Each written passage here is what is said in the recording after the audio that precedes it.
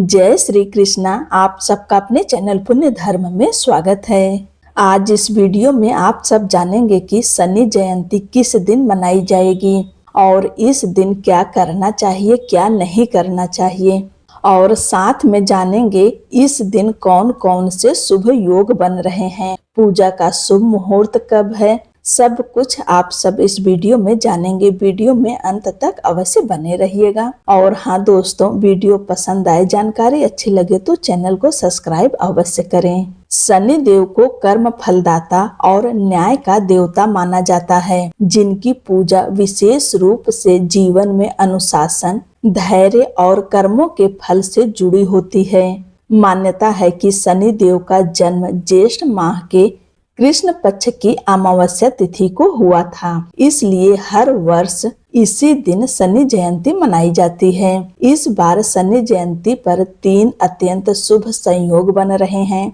जिससे यह पर्व और भी अधिक महत्वपूर्ण और फलदायी माना जा रहा है। ऐसी मान्यता है कि इस दिन विधि विधान से शनि देव की पूजा और व्रत करने से जीवन के कष्टों में कमी आती है। साथ ही 7.5 और ढैया के नकारात्मक प्रभाव भी कम होते हैं। पंचांग के अनुसार ज्येष्ठ माह की अमावस्या तिथि प्रारंभ होगी 16 मई को सुबह 5:11 पर और अमावस्या तिथि समाप्त होगी 17 मई को सुबह 1:30 पर। उदय तिथि के अनुसार शनि जयंती का पर्व 16 मई 2026 दिन शनिवार को मनाया जाएगा। इसी दिन शनि जयंती मनाई जाएगी और वट सावित्री का व्रत भी इसी दिन रखा जाएगा। 16 मई को शनि जयंती के साथ शनिश्चरी अमावस्या का भी योग बन रहा है, जिससे यह दिन दोगुना फलदायी हो गया है। शनि अमावस्या पर व्रत और शनि देव की पूजा का विशेष महत्व होता है, इसलिए इस बार का संयोग भक्तों के लिए अत्यंत शुभ माना जा रहा है। इसके अलावा इस दिन सौभाग्य योग और शोभन योग भी बन रहे हैं। सौभाग्य योग 15 मई को दोपहर 2:21 से लेकर 16 मई को सुबह 10:26 तक रहेगा, जिसके बाद शोभन योग शुरू होगा और यह 17 मई को सुबह 6:15 तक प्रभावी रहेगा। इन दोनों योगों को शुभ कार्यों और पूजा पाठ के लिए अत्यंत लाभकारी माना जाता है। शनि जयंती के दिन भरणी नक्षत्र प्रातः काल से लेकर शाम 5:30 तक रहेगा। इसके बाद कृतिका नक्षत्र का प्रभाव शुरू होगा। भरणी नक्षत्र के स्वामी शुक्र और देवता यमराज माने जाते हैं, जबकि कृतिका नक्षत्र के स्वामी सूर्य और देवता अग्नि हैं। इन सभी संयोगों के कारण इस वर्ष शनि जयंती का महत्व और भी अधिक बढ़ गया है।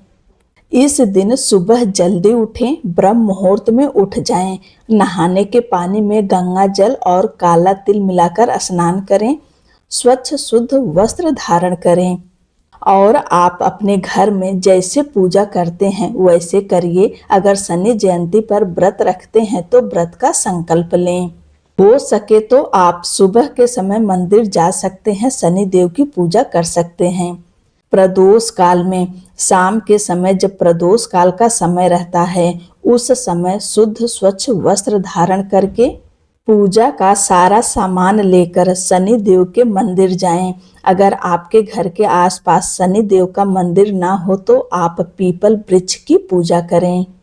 अब जानिए पूजा का शुभ मुहूर्त। पूजा का शुभ मुहूर्त है शाम 7:05 से लेकर रात 8:23 तक। इस शुभ समय में शनि देव की पूजा पूरे विधि विधान से करें।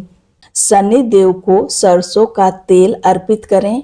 इसके बाद शनि देव को नीले या काले पुष्प अर्पित करें। अगर आपको अपराजिता का फूल मिले तो आज के दिन शनि देव को अवश्य चढ़ाएं।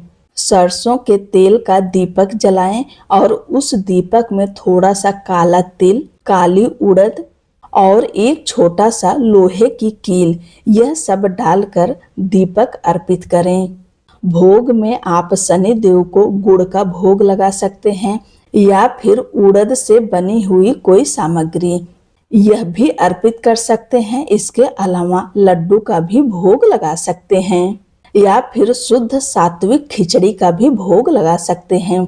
खिचड़ी में आप उड़द की दाल डालकर खिचड़ी बनाएंगे, उसमें लहसुन प्याज नहीं डालेंगे। शुद्ध सात्विक बनाकर शनि देव को अर्पित कर सकते हैं और वहीं बैठकर ओम सम शनिश्चराय नमः मंत्र का 108 बार जप करें और कथा पढ़ें या सुनें। अंत में शनि देव की आरती करें और पूजा में हुई गलती के लिए क्षमा प्रार्थना करें। एक बात का ध्यान रखिए, शनि देव की पूजा हमेशा उनके चरणों में की जाती है। शनि देव की आंखों में ना देखें, उनका चरण देखें और उनके चरणों की पूजा करें।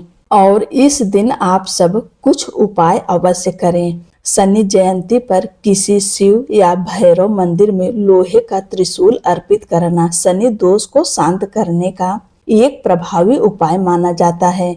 लेकिन ध्यान रखें, यह आप पहले ही खरीद लेंगे, यानी शुक्रवार के दिन ही खरीद लेंगे। शनिवार के दिन लोहा नहीं खरीदा जाता। इस दिन पुराने जूते का त्याग करना, यानी पुराने जूते को चौराहे पर रख देना, नकारात्मक ऊर्जा को त्यागने का प्रतीक माना जाता है। इस दिन हनुमान जी की पूजा अवश्य करें और इसके अलावा बंदरों को काले चने, गुड़ और केला खिलाना अत्यंत शुभ माना जाता है। यह उपाय शनि दोष को कम करने में सहायक होता है। इसलिए आज के दिन आप सब बंदरों की सेवा अवश्य करें। इस दिन सरसों के तेल का छाया पात्र दान करना शुभ होता है। इसमें व्यक्ति अपने चेहरे की छाया तेल में देखकर उसे दान करता है। आप चाहें तो इस तरह से तेल का दान कर सकते हैं। आज के दिन मछलियों की सेवा अवश्य करना चाहिए। काले उड़द के आटे की गोलियां बनाकर मछलियों को खिलाना भी शनि जयंती का एक शुभ उपाय है। यह उपाय दया और सेवा की भावना को दर्शाता है, जो शनि देव को प्रिय है। आज के दिन पीपल वृक्ष की पूजा अवश्य करें। पीपल की जड़ में कच्चा दूध, जल और गंगा जल अर्पित करें। सफेद मिठाई का भोग लगाएं और सरसों के तेल का चौमुखा दीपक जलाएं और आज के दिन पीपल वृक्ष की परिक्रमा अवश्य करें। यह सब कार्य आप सब शनि जयंती के दिन अवश्य करें। अगर आप सब शनि देव को प्रसन्न करना चाहते हैं तो आज के दिन गरीबों को भोजन अवश्य कराएं। काले वस्त्र का दान करें, काली उड़द का दान करें। अपने सामर्थ्य के अनुसार धन का भी दान कर सकते हैं, काले वस्त्र का दान कर सकते हैं। और आज के दिन यह दान आप सब गरीब को करेंगे, यानी जो लेबर होते हैं, झाड़ू पोछा करते हैं। जैसे घर बनता है, लोग ईंट ढोने का काम करते हैं, इस तरह से मजदूरों की सेवा आज के दिन आप सब ज्यादा से ज्यादा करें। अपने सामर्थ्य के अनुसार उन्हें धन, वस्त्र, अन्न का दान करें। और इस दिन क्या ना करें, इस दिन झूठ ना बोलें, किसी को तकलीफ ना दें, किसी गरीब को सताएं ना, यानी उन्हें कुछ भी भला बुरा ना कहें।